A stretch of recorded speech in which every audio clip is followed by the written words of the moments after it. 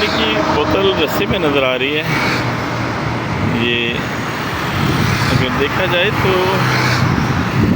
सड़क के दरमियान में बोतल का होना नुकसानदेह है, लेकिन क्या वजह है कि ये बोतल इधर पड़ी हुई है। तो आगे की तरफ भी देखते हैं। हाँ, ये गाड़ी इधर नज़र आ रही है, तो बड़ा सलाम पेश करना चाहिए गाड़ी वाले को कि इन्होंने दूसरे मुसाफिरों को, दूसरे रास्ते में आने वाले लोगों को बचाने के लिए ये बोतल इधर लगा दी है, ताकि ज़रा तो देख कर तो अपना मंजिल का तयन कर लें कि आगे गाड़ी ख़राब है, अपने आप को बचा के आएँ, गाड़ी के साथ ना टकराएं। ये सलाम करना चाहिए इनकी अज़मत को। अल्लाह हाफिज़।